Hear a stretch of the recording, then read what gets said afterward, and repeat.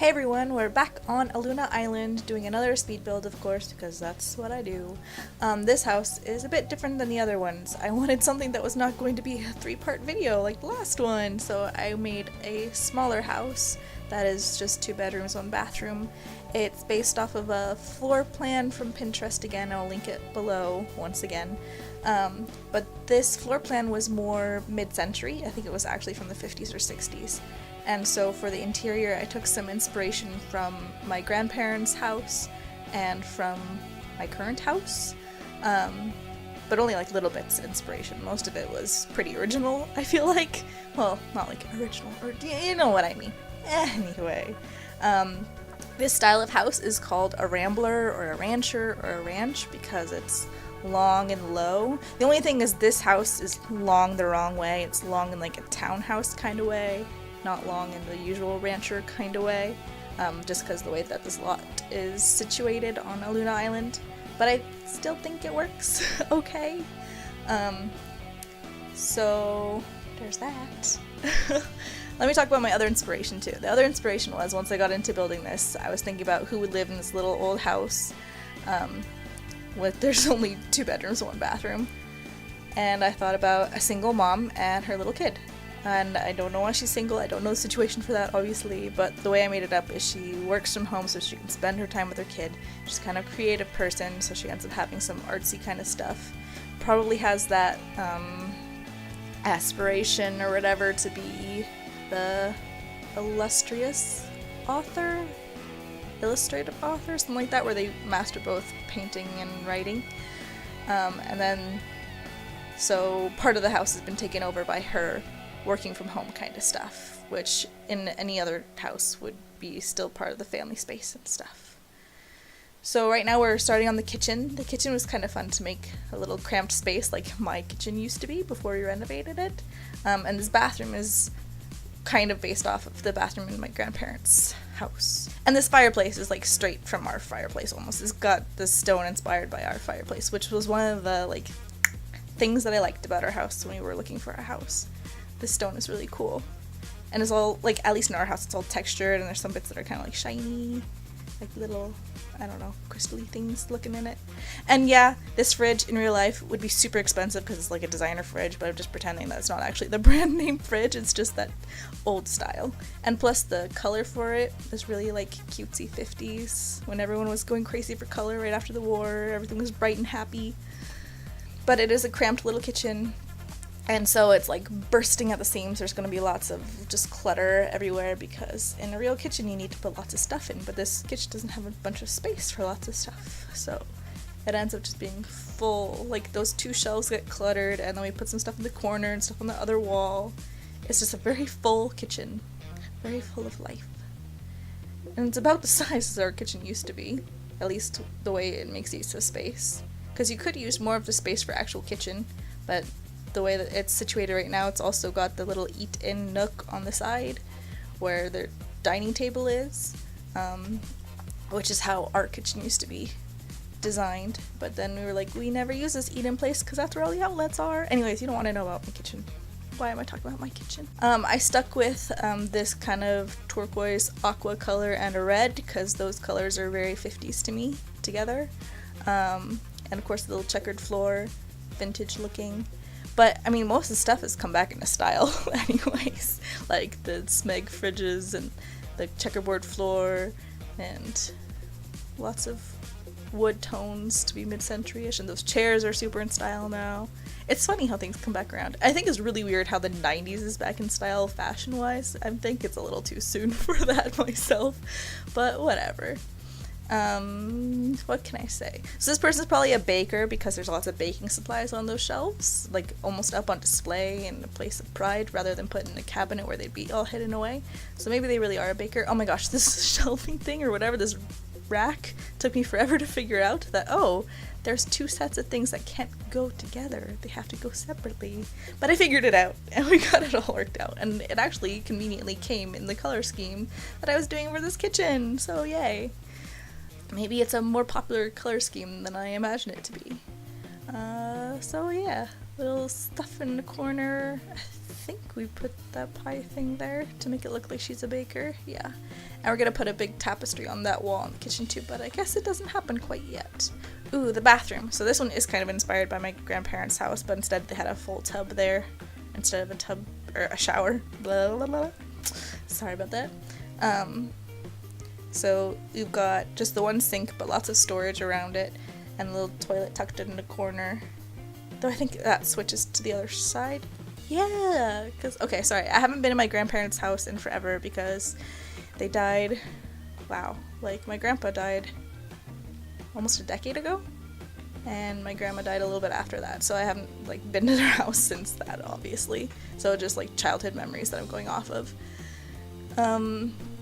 But yeah, so here's their little mid-century shower by Awesomes. There's lots of stuff in this house, I think, by Awesomes. They have some awesome mid-century stuff that I really love because it works like in any setting almost.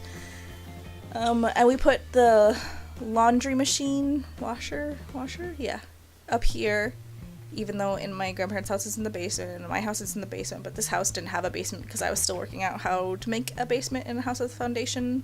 Thankfully, I found PolarBearSims' tutorial that was a lifesaver, so the next house has a basement with the laundry machine in it, like I was planning for this house, but I couldn't do. But this is also a very cluttered room. See the stuff down by the toilet there's like the shampoo and the soap and the conditioner, but there's no shelving in the shower because the shower's so small, so you just put it on the floor outside.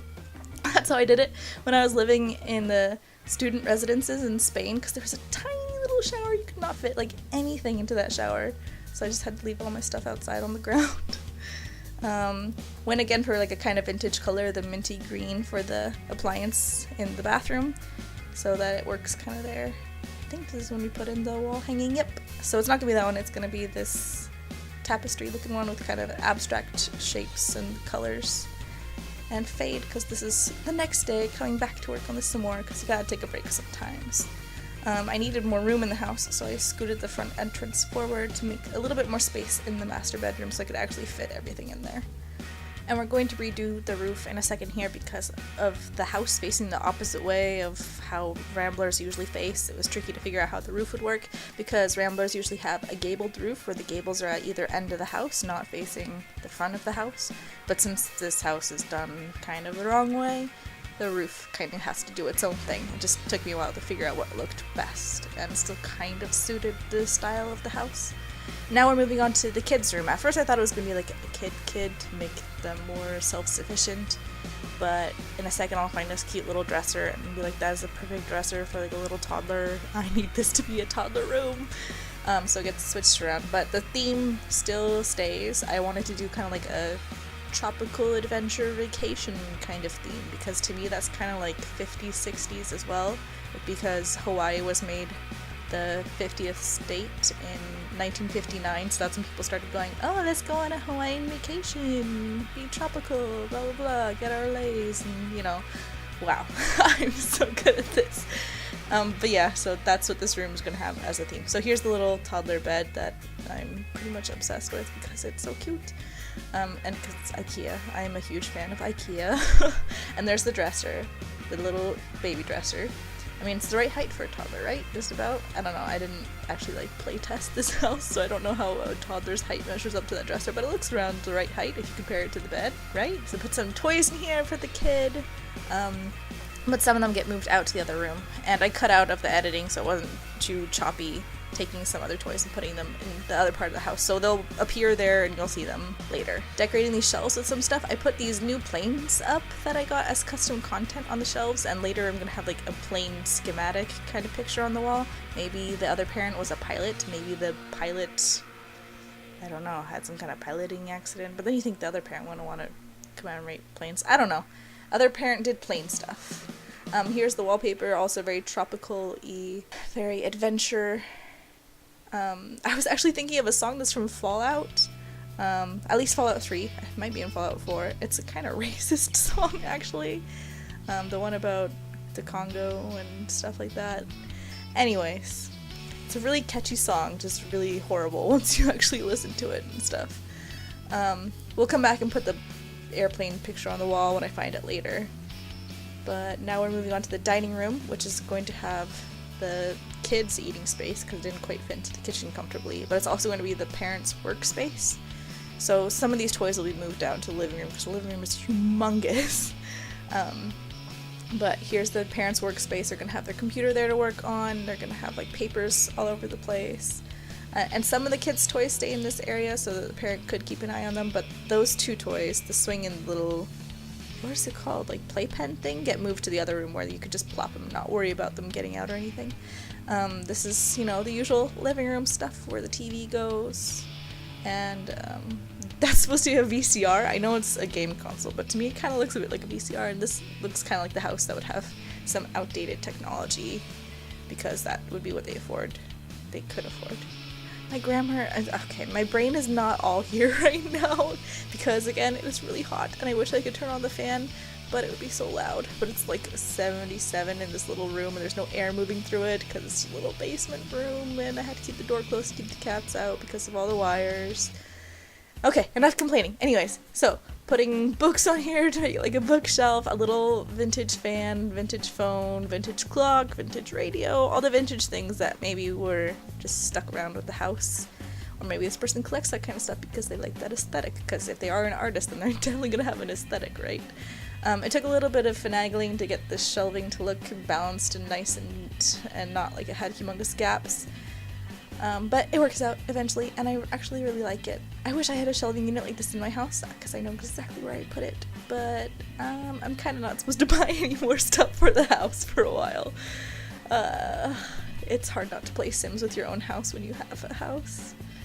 The temptation is very strong. Anyways, there's this little reading nook corner tucked in by the fireplace, probably be cozy warm. It was weird to figure out an arrangement that worked because you've got the two different focal walls and then the entrance, so I just did the best I could. And the couches will change to a more like baby blue color based off of the rug that we just put in there. And the walls will be like a soft rosy beige in that area, and here it's gonna be like a gray olive green color, because those colors are kind of like pastel muted versions of the happy 50s colors. They had like a rosy pink and a yellow toned, almost avocado, but not as avocado as 70s green, and then the aqua and the mint. They had lots of colors. They were just big on their colors. So we put a typewriter in here because maybe she uses that to write too, even though this item is actually only decor, but maybe they have it around, maybe they use it. And then all of the stuff like a binder, a notepad, a coffee mug. This person drinks a lot of coffee too, because there's one by the sink. Maybe they left it there when they were washing dishes, and then there's one in the office. I think there's a teacup in her bedroom, so she drinks a lot of coffee, but she probably keeps super busy too. And then to enable that coffee habit, I wanted to put a coffee machine into the house, like a coffee maker thing, but since the kitchen was too small, I couldn't smash it in there and leave any usable counter space, so I put in this kind of like IKEA island looking thing, like standalone island, into the dining room to be her little coffee command center kind of place, and then it has the boxes on the shelf to be storage. And then here's her artist station. It's gonna have all of the arty supplies. Most of it, I think, is actually, probably about 40% of it is actual Sim stuff, and the rest is custom content. But yeah, so we put it all along this shelf, which, yeah, it would be within toddler reach, but I figure she keeps a pretty good eye on her kid. And I put a screen-ish thing there to kind of block it off from toddler view, because toddlers, you know, when they see things, they get attracted to them. So just as long as the toddler can't see it, it'll be fine, right? Like, ideally this would be in its own separate room, but this house doesn't really have a space to do that in. So that's what we did instead. Some extra little toys that maybe the parent uses to cheer up the kid, you know, force them to take the food, you know, where you distract them and then you just feed them. So, obviously I'm a great parent. So there's the plain schematics for the kids' bedroom, and then we're gonna put like an aerial view map and this cool like city view thing, because it kind of had the rosy tones in it to match the rosy beige walls, and some of the blue to match the couches. Just more art around the place, because if it's an artist, you'd think they'd have a bit more art than this does. But since lots of the walls were taken up with windows and doors and that kind of stuff, there wasn't too much room for it, which I was kind of grateful for, because it's hard to find art that all coordinates when you've got a big open space. I skipped ahead to the exterior.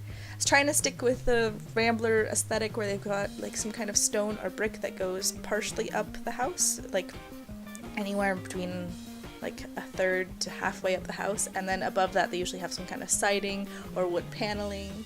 So that's what I was trying to stick with.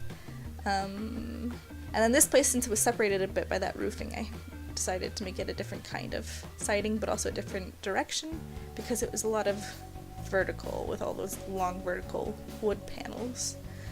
But the entrance stays all wood paneling, because that's a very 50s, 60s thing to do. In fact, the room I'm in right now has some, well, actually fake wood paneling. I guess it was cheaper for the original owners, but there's some wood paneling in here, alright.